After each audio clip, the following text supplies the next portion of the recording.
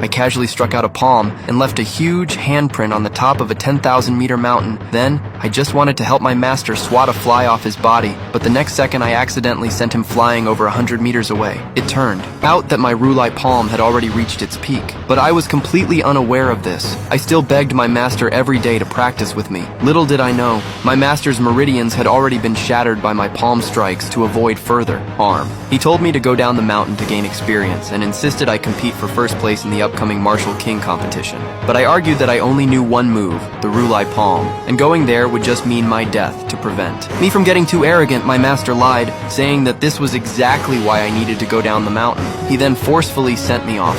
First, I returned to the family I hadn't visited in 10 years to tell them I was going to compete in the tournament. But before I could even enter, I ran into my stepmother and younger brother. I froze in place. Not only had my brother stolen my fiancée, but he and my stepmother now wanted to kick me out of the house. They thought I'd returned to fight for the family inheritance. My fiancée also said she was about to marry my brother and told me to give up on any ideas. Just as my stepmother and brother were about to push me out, my father suddenly appeared and quickly invited me inside. But when he found out that after years of training, I was still useless, he scolded me harshly. I quickly explained that I was here to compete in the Martial King tournament, but my father mocked me, saying I would only die by participating. At that point, my fiancé suggested that I fight my brother. If I won, they'd allow me to compete. Refusing to back down, I immediately prepared to fight. But just then, my junior martial sister rushed in. She grabbed me and begged me not to act impulsively, saying my brother had already mastered the 9th level of fist techniques, and I was no match for him. I was shocked to hear this, and my stepmother,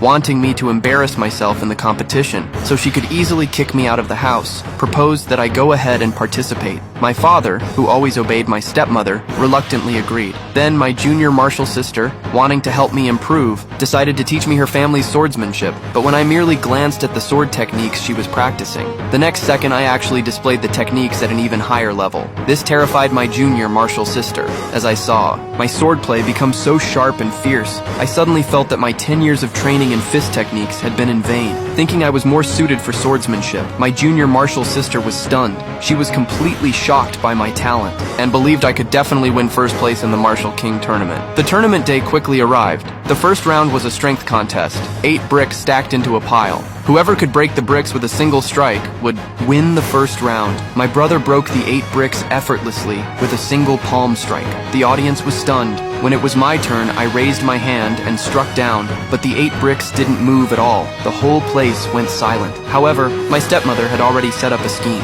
She secretly replaced the bricks with iron blocks, hoping that I would destroy my hand during the competition.